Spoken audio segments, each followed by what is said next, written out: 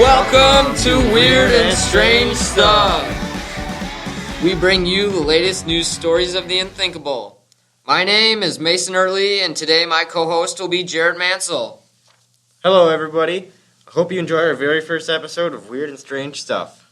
Today, we will be addressing some very interesting topics. These will include the historic time capsule, Jim Rome takes on marching bands, when animals attack, the seal stranded in a field, a woman who installs a stove in her car, the least informative sign ever, a fake tortoise, a wanted man turns himself in, and the new innovation of 3D pens. Our very first topic that we will be addressing today is about a historic time capsule that was opened by officials on Tuesday. The article says that a 220-year-old time capsule, which contained coins, documents, and other artifacts left by Revolutionary War figures like Samuel Adams and Paul Revere, was opened by Massachusetts officials. This was the first unveiling since 1855. Some items in the box were 24 coins, including a pine tree shilling from the year 1652, which was struck by colonists in defiance of England, a bronze medal portraying George Washington, a silver plate made by Paul Revere, and colonial records and newspapers. It's just pretty cool to see the things that our founding fathers put together. Yeah, it is. Left for us to discover. It's interesting. So do they plan to put this back in the ground and open it up at a later date again, too? Yes, yeah. The article says that they're going to put it back in, and they'll be able to open it back up another 220 years or so. Wow, that's interesting. Now it's time for our Weird Laws in Wisconsin segment. These are some pretty weird laws that you just don't hear about. Butter substitutes are not allowed to be served in state prisons. So if you go to prison, you know that you'll be getting real butter there. That's One good. may not camp in a wagon on any public highway or risk fine of up to $10.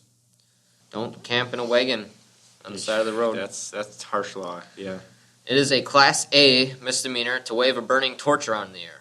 I feel like I've done that quite a few times before, so if that's illegal, then you're going to have to throw me in jail, I guess. It's illegal to throw rocks at a railroad car. Livestock have the right of way on public roads. Yeah, I understand that one, yeah. Yeah. You don't want to hit the people's cows and stuff. So that's good. So we have another story here that on New Year's Day, a CBS Sports radio host, his name is Jim Rome, he made a remark on Twitter that offended many marching bands. The remark says here, "Is there anyone not in a marching band who thinks those dorks running around with their instruments are cool?" And some responses to this were pictures of the Army. It was the Army band, and the comment said, just, quote, running around with our instruments and serving our country. Another response was one that said, "Hey, Jim Rome, did you know many of those dorks at Texas A&M University will serve our country in the military?" I know you, Jarrett, you're in a marching band. How do you feel about this? Yeah, I am in a band, and, it hurts. That to heart, Put a lot of time in that, and then to have somebody just not care about it, Yeah. I doubt Jim Rome could do it, He can talk the talk, but when it comes to doing the walking, I don't know if he could do it. Yeah, I used to be in a band myself and took a lot of practice, and so I know those bands they have a lot of pride, so don't offend them. We have another article here. It's about a Wisconsin hunter who shot a deer, and the deer actually attacked him. So there was a 72-year-old man, it says, that was tracking the deer that he shot in the leg with an arrow, and the article says that it, quote, headbutted his leg and ran away. He was taken to the hospital, and his condition has not been released yet. Wow, that's really weird. It's pretty strange that a deer would attack a hunter. Usually they're pretty afraid of us. And Jarrett, you're a hunter yourself. Yeah, you too. I hunt, and They're usually not aggressive. Deer aren't. That's weird that a deer would attack somebody. Yeah, must have just had something wrong with it. Yeah, might have had some disease or something. Yeah, might have dementia. Yeah. Quite strange. All right, now for our joke of the day. An investigative journalist went to Afghanistan to study the culture and was shocked to discover that women were made to walk 10 paces behind men. She asked her guide why, and he said, because they are considered of lesser status. Outraged, the journalist went home. A year later, she returned, covering violence in the region, and was surprised to see women walking 10 paces ahead. She turned to her guide and this time asked, "What has changed?" The guide answered, "Landmines."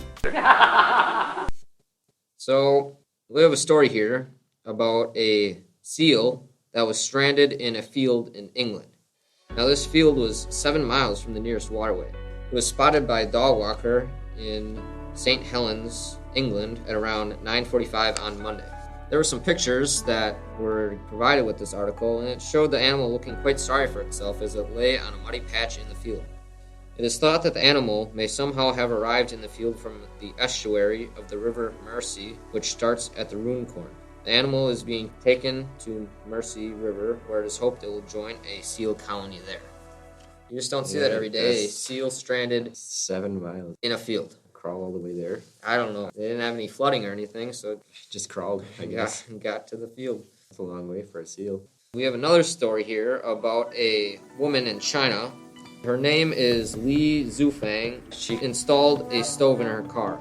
This lady, she sells antifreeze from her car by the side of the road for a living, I guess. It's really cold where she lives, so she just decided to take a stove and install it in her passenger side of her car. Now, she's not cold, and she doesn't have to leave the engine on. It's just quite an invention. Yeah, I guess. I mean, if your heater doesn't work, or even if it does work, if you want to turn your car off, it's just nice to have some heat, Yeah, she can cook meals and do the whole shebang while she's selling her antifreeze. I kind of wish I had one of those now. Now for a commercial break. Hello. Are you like millions of Americans who own a car, truck, SUV, or other automobile? Does it require gasoline to correctly function? If you answered yes to either of these questions, then you should head on down to Bob's Gas Station on Main Street, where we sell gas for just $2.99 a gallon, or 2 gallons for $5.98. And we don't just have gas. Bill's Gas Station will cater to all of your snack and soda needs. We got it all. Candy bars, Doritos, soda, chips, the whole shebang. But wait, if you come on down to Bob's on Tuesdays from 1 to 3 p.m., get 10% off on all fuel purchases of $10 or more. So come on down today. Now we can look over some weird facts. It rains diamonds on Jupiter and Saturn. Diamonds? Like, if you lived on Jupiter and Saturn, you could come back and make millions after you collect these diamonds. That's awesome. Scotland's national animal is the unicorn. I don't even think a unicorn is real. Probably not. There are more fake flamingos in the world than real ones.